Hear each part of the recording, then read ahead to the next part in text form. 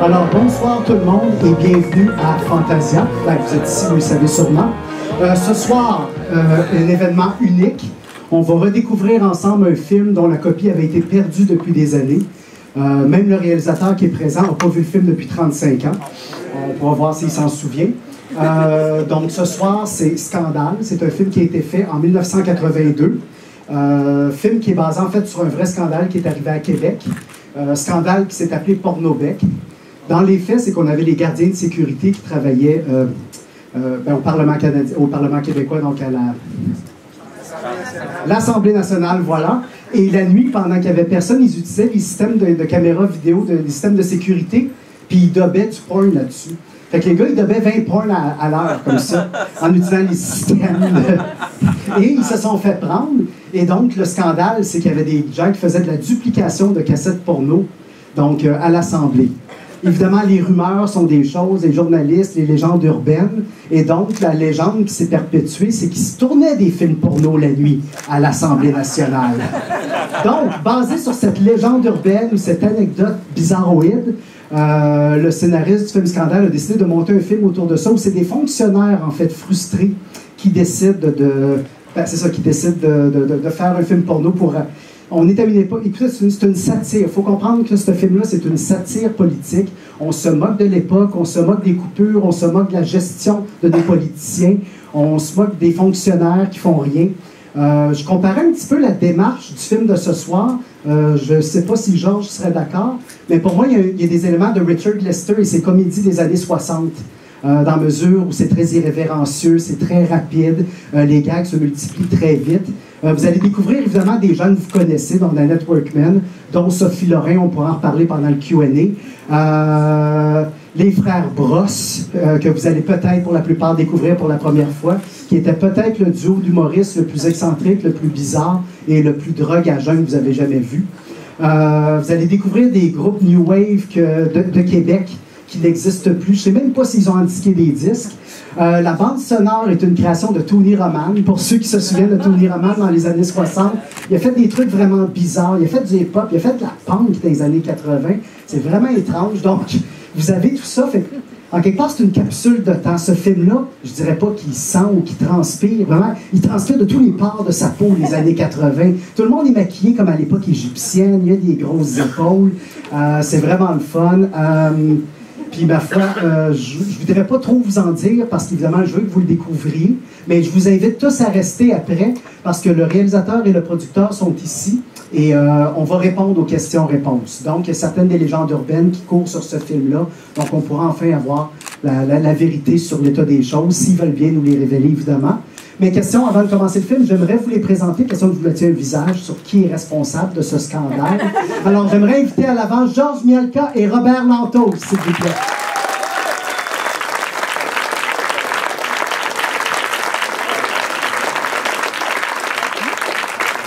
Georges Mielka, évidemment, est le réalisateur. Vous le connaissez surtout pour My Bloody Valentine, pour Pinball Summer, pour L'Homme idéal. Et il n'en est pas son premier film culte. Il a fait La Florida aussi. Donc, Georges. Et Robert Lantos, le producteur. Donc, je vais vous les présenter à l'instant.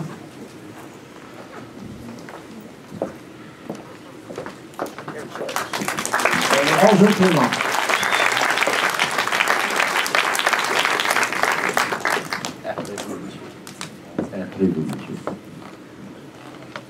Bonsoir, c'est très inattendu d'être ici avec ce film. Je vous raconte un peu l'histoire du film, non pas de film, mais comment ce film est arrivé. Il s'est passé que la société de production que j'avais dans les temps, en 1982, était au bord de la faillite. Et les derniers deux films qu'on avait produits, des gros films avec les gros moyens, avec les stars, un était Agency avec Robert Mitchum, Lee Majors et l'autre, au-delà de Your Ticket is No Longer Valid avec John Moreau et Richard Harris, c'était des catastrophes totales. Et à cause de ça, nous n'avions plus des investisseurs, personne ne voulait nous donner l'argent. Il n'y avait pas de distributeurs qui voulaient toucher le film que nous faisions. Et on était vraiment au bord de fermer les portes. Et puis un jour, il s'est passé l'histoire que vous venez raconter, Marc. qu'il y avait ces gens dans l'Assemblée nationale qui étaient découverts faisant des films porno. On ne sait même pas si c'est vrai, s'ils le faisaient ou pas, ou s'ils dupliquaient.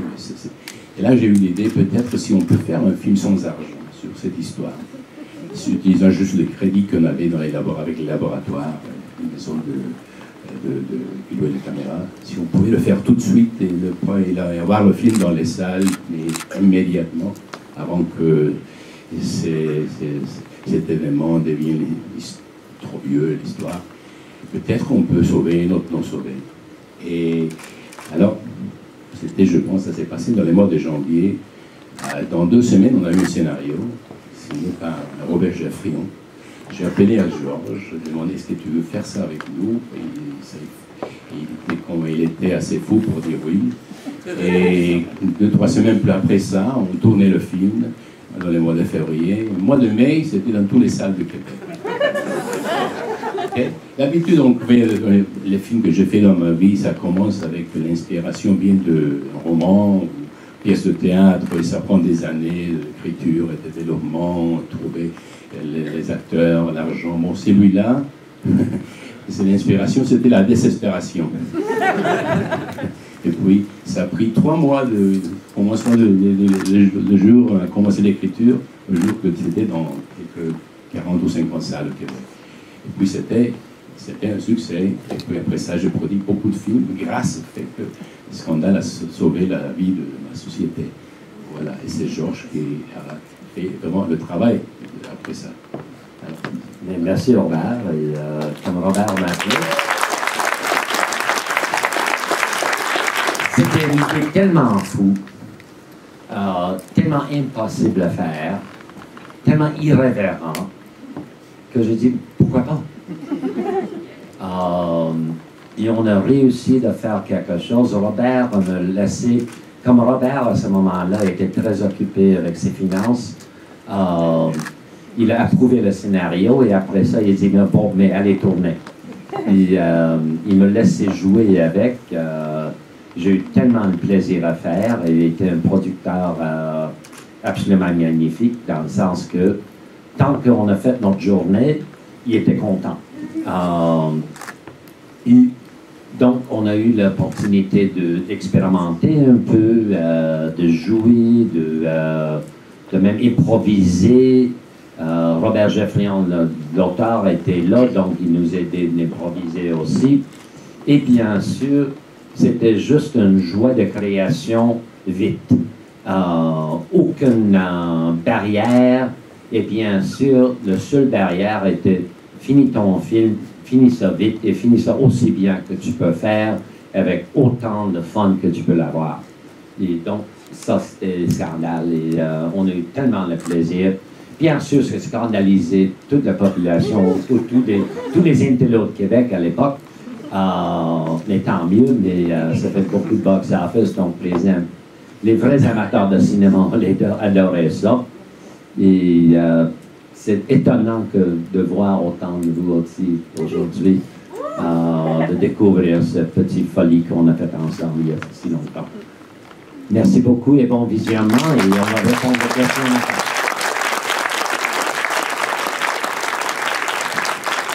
Deux, trois petites choses. Donc, ce film-là a été... bon, il y a eu une vie en salle, comme on dit, il a joué entre 50 et 70 écrans, ce qui était beaucoup à l'époque pour ce genre de film-là au Québec. Ce que j'aime aussi de ce film-là, il vient clore, je trouve, le cycle des comédies folichonnes, appelons ça comme ça, des années 70 qui ont commencé avec deux femmes en or, La pomme, la queue et les pépins, et Après-ski. D'ailleurs, ce film-là est pour moi, pour les années 80, ce qui a été Après-ski aux années 70. C'est-à-dire une comédie folichonne, vraiment fait dans le but de faire rire, mais à la différence que ces films-là avaient une certaine hypocrisie, en mesure où on voyait des totons, mais on voyait jamais vraiment de sexe. C'était des comédies sexuelles, pas mal dénuées de sexe, puis entre vous et moi, Janine Souto dans les films érotiques, moi, ça me dit pas grand-chose. Je sais pas vous, mais moi, je vois pas qui c'est que ressent penser à ça. Donc, le film a eu un grand succès à l'époque, mais pour toutes sortes de raisons. Il y a eu une sortie en VHS qui a été malheureusement bâclée. Le film n'était pas dans le bon format, dans le bon cadrage. La copie qui a été utilisée pour tirer la VHS, les couleurs étaient pratiquement délavées. Bref, Personne n'a vu ce film-là depuis des années. Les copies qui étaient en circulation, on essaie de les retrouver. J'ai vraiment travaillé fort pour essayer de retrouver une copie à Montréal. La Cinémathèque n'en a pas. Les collectionneurs privés que j'ai trouvés qui en avaient, malheureusement, c'est des copies qui étaient soit rayées, soit rougies, soit que c'était des composites qui venaient de 3-4 copies différentes, puis les raccords de bobine n'étaient pas beaux. Et finalement, on a réussi à trouver la dernière copie recensée qui est aux Archives nationales de Ottawa. Évidemment, parce que c'est la dernière copie, ils ne la laissent pas sortir, évidemment, parce que si elle est abîmée, c'est fini, c'est une pièce de musée. Par contre, ils ont eu la gentillesse de nous transférer la copie sur un DCP, donc sur un disque dur. Et c'est ce que vous allez voir ce soir. C'est un magnifique transfert. Les couleurs sont belles, on l'a testé tout à l'heure. Les couleurs sont magnifiques. Donc, vous allez voir le film comme le public l'a découvert en 1982. Sauf qu'au lieu de le voir aux Parisiens, vous le voyez à l'Université Concordia. Mais sinon, c'est pas mal la même chose. J'espère que vous allez avoir beaucoup de plaisir. Puis écoutez, je vais prendre 2 instants. Je dédie la projection de ce soir à Isabelle Grondin, parce que c'est probablement la plus grande fan sur la planète du film. Elle a travaillé très fort à lycée. C'est elle qui a monté la bande-annonce que vous avez sur le site Internet qui vend le film. Et donc, puis parce que c'est un de ses films favoris, ben, je lui dédie la projection parce que ça fait des années qu'elle rêve de voir ce film-là dans le vrai ratio. Ça me fait plaisir. Donc, sur ce, restez avec nous, il y a beaucoup d'histoires. Évidemment, vous êtes au courant des légendes urbaines qui tournent autour du film. Est-ce que c'est vrai que les scènes porno ont été ajoutées sans que les acteurs le sachent? Est-ce que c'est... Bon, il y a toutes sortes de légendes. On va les adresser tout à l'heure. Peut-être qu'on les adressera, peut-être qu'on va laisser flotter le mystère, qui sait. Mais dans tous les cas, M. Lantos et M. Mielka seront là pour répondre aux questions. On va prendre une vingtaine de minutes. Et sur ce, bonne projection tout le monde. Merci d'être là, c'est vraiment le fun de voir que vous êtes là pour des premières, mais aussi pour redécouvrir votre histoire du cinéma. Parce qu'un film comme ça reste une capsule du temps. Ça reste vraiment, que le film soit bon ou mauvais, après 20 ou 30 ans, il nous dit des choses sur la mode, sur les coupes de cheveux, sur la musique, sur le dédale. Vous allez découvrir des bars de temps plus qui n'existent peut-être plus. Vous allez voir des marquises vraiment magnifiques. Et puis le générique d'ouverture, ma foi, c'est un dessin animé absolument nono, niochon. Je pense que vous allez aimer ça. Bon film tout le monde, puis je vous revois tout à l'heure pour le Q&A.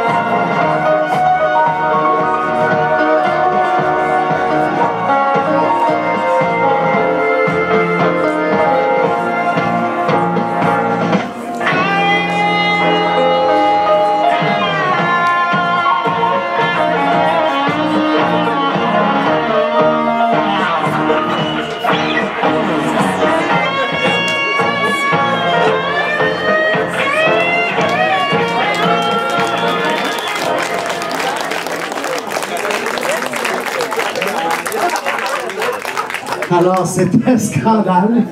Un applaudissement pour s'il vous plaît. Alors, on va rappeler à l'avant Georges Mielka et Robert Lantos. Et on va faire une séance d'une quinzaine de minutes de questions-réponses.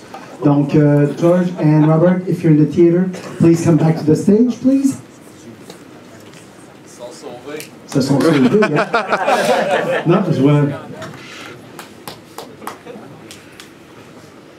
Je vais en profiter pendant ce temps-là. Quand je vous disais que ce film-là était dans la tradition des films folichons des années 70, je pense que l'idée d'avoir des acteurs comme Alpha Boucher, la Poune, mais ça renvoie vraiment au fait que dans les années 70, on avait Gilles Latulippe, on sortait de ça de nos acteurs de burlesque, on les mettait dans ces comédies folichonnes-là. Donc, ben voilà, on a Robert. Bravo. Voilà, On n'a pas échappé.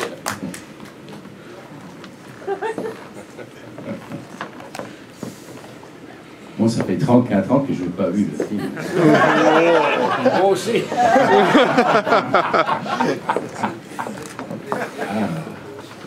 C'était du fun.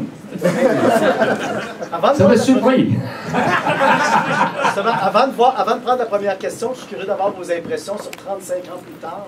Comment vous recevez ce film-là aujourd'hui avec la carrière que vous avez, avec... Ça aurait été fou en tabarnak.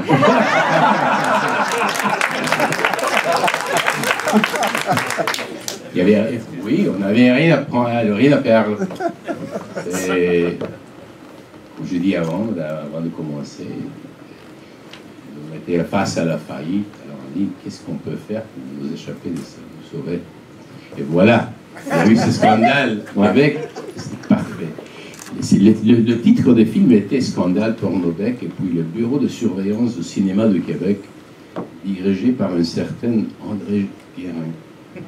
Ils ont pas censuré le film, par contre ils ont dit vous ne pouvez pas utiliser le titre Pornobec. Alors j'ai eu un rendez-vous avec lui, je lui ai dit pourquoi pas. Il dit parce que le porno au Québec est contre la loi. Vous ne pouvez pas appeler le film porno parce que ça c'est contre la loi.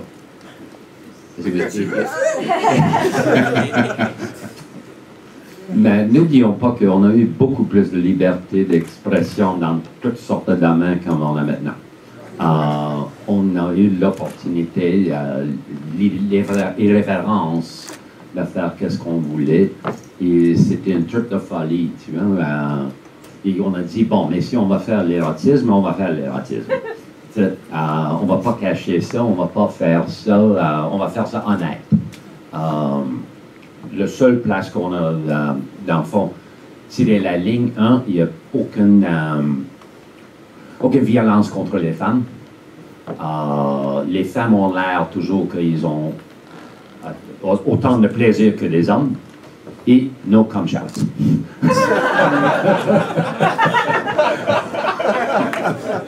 Mais à part de ça, on a dit, bon, mais on va faire le film comme il faut. Et si on réussit de faire quelque chose, et on a toujours enlevé un peu de l'érotisme avec des gros plans de bouche avec le pizza, juste pour te rappeler que tu regardes un film. J'avais oublié que jusqu'à quel point on a poussé tout ça. Mais... Moi aussi. Mais c'était beaucoup plus loin que n'importe quel film légitime qui sortait dans les salles au Canada avant celui-là. Ouais. C'était... Ouais. Ouais. Mais je pense qu'une des raisons qu'on pourrait faire, parce que c'était les segments d'un film dans un film. C'était pas le film, c'était une petite portion d'un film qui est un film, un film. En même temps, faut dire, dans les années 70, il n'y avait pas encore la régie du cinéma. Donc, en quelque part, les films étaient censurés ou carrément retirés des tablettes. Au début des années 80, il y a eu la création de la régie. Donc, à partir de ce moment-là, on ne censurait plus les films, mais on leur donnait une cote. Donc, ce film-là, on s'en doute, avait une cote pour tous, non, 18 ans. Une fois qu'on a réglé ce problème-là, ben, ça a réglé tout le problème. Par exemple, après ski, les copies avaient été carrément saisies dans le Vieux-Québec. Chose qu'on n'entend plus aujourd'hui parler. Et en fait, vous avez bénéficié de ça.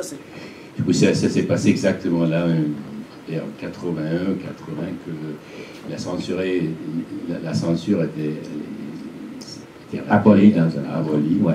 Mais restait le bureau de surveillance du cinéma qui ne voulait pas qu'on utilise le titre porno. C'est la seule chose qu'ils avaient à dire. Au niveau du casting, comment ça s'est passé? Bon, entre autres, j'aimerais qu'on parle de Sophie Lorrain, parce qu'il y a beaucoup de légendes urbaines autour de Sophie Lorrain, par rapport à ce film-là et Denise Filiatro, sa mère. Qu'est-ce que tu te souviens de ce... Mais je connais Denise et Denise a suggéré Sophie D'Enfant comme vedette de film. Écoute, à un moment donné, tout le monde peut dire qu'est-ce qu'il veut, mais tout le monde a lu le scénario. Deux, ils ont été très, très conscients que qu'est-ce qu'on va faire, c'est des parodies des films porno dans un sens. Bien sûr... On va bien le faire. Oui. Exact. Et bien sûr qu'à un moment donné, quand ils ont décidé, à cause des certains vierges offensés, des critiques, que bien sûr que Sophie voulait sauver sa peau dans un sens en disant « mais je ne savais pas ». Voilà. Mais comme je dis, c'est pas nuit sa carrière. C'est pas nuit la carrière de Tommy Schnurmacher, c'est pas nuit la carrière de Coco, c'est pas nuit la carrière de personne dans le film. Je ne sais pas si les gens aujourd'hui connaissent c'est qui ça, Coco, Tommy Schnurmacher. Mais Coco, ils ont fait un film de Coco juste dernièrement. Funky Town, oui. Ah oui. Ouais. Puis une actrice qu'on a connue qui n'est pas créditée, qui est Chloé Sainte-Marie. Oui. Chloé Sainte-Marie, oui. La fille de Taxi 22 aussi. Ouais. Elle est créditée, mais elle s'appelait Marie-Aline Joyal. Ah, c'est son vrai nom, donc. Ouais. Ouais. Tu connais ton stock? Ouais. Donc, c'est pas nuit la carrière de personne, dans le fond. Mais regarde-lui. C'est pas nuit sa carrière non plus. Mais, comme je dis, c'est une trip, une folie. Et grâce à ce film-là, ça a sauvé sa boîte et il nous donnait plusieurs des plus grands films canadiens depuis. Donc, je suis fier de ça.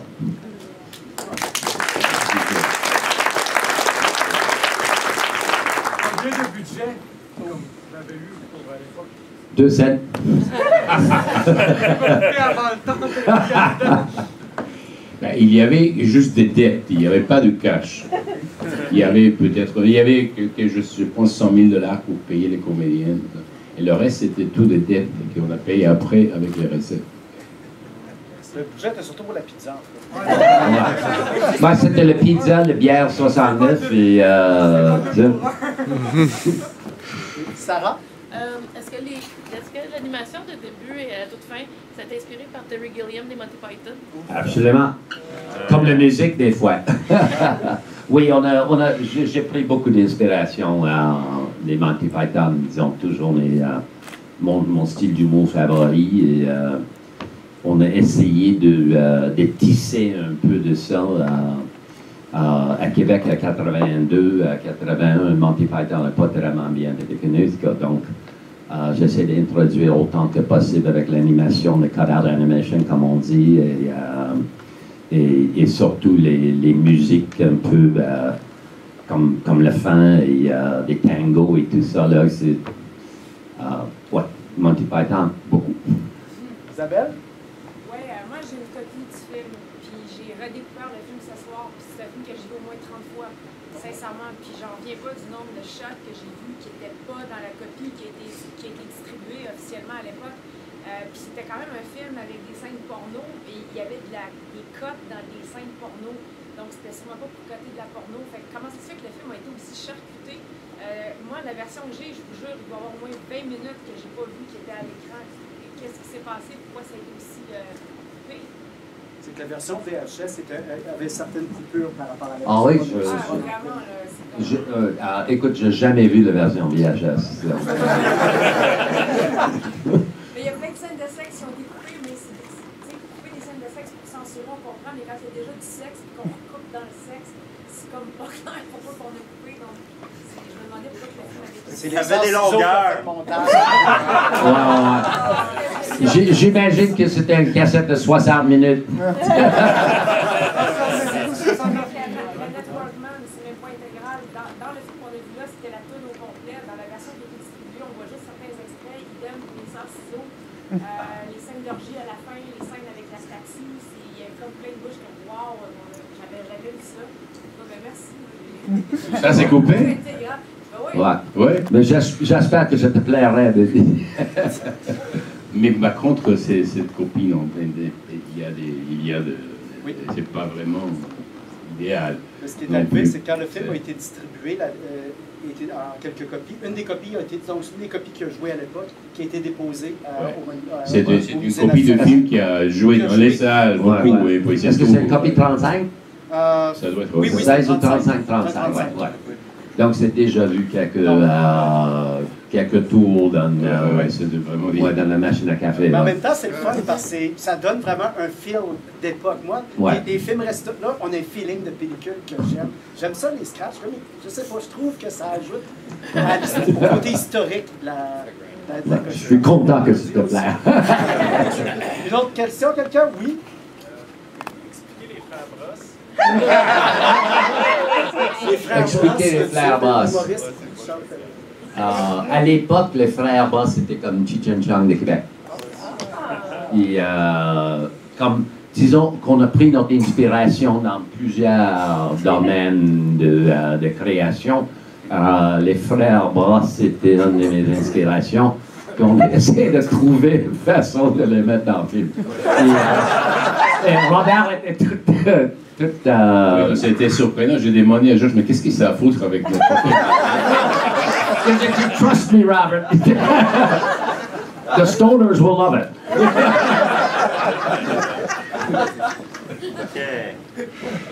J'adorais les frères Brosse. Donc, je ne sais pas si tu as jamais eu ou écouté leur musique ou leur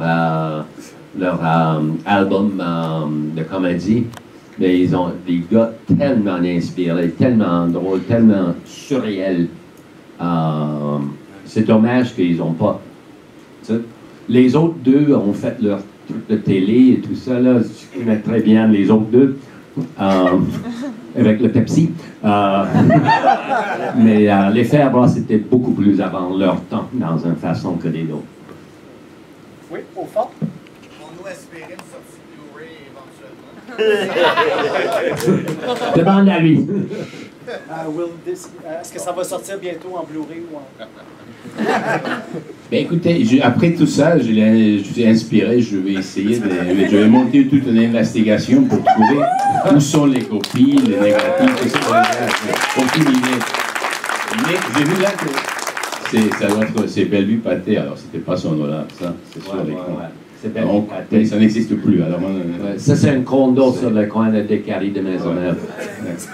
mais on commence là souvent les condos, parce que c'était le laboratoire qui n'existe pas. Mais je vais engager quelqu'un pour essayer de trouver tout ça. Enfin, il nous reste du temps pour 2 questions. Donc, la première, oui? What's the white stuff on the pizza? Feta cheese. Pensez-vous de sortir le VD d'un moment donné ou le CD? La musique, malheureusement, comme tu savais, Tony Roman est décédé il y a quelques années. Il était un grand ami. Il me manque toujours. À chaque fois que je reviens à Montréal, je pense à lui, surtout à Vieux-Montréal, qu'on a passé des temps superbes ensemble. Mais je ne sais pas si c'est encore une fois une question à M. Lantos. Ça serait bien. Oui, la musique est assez cool.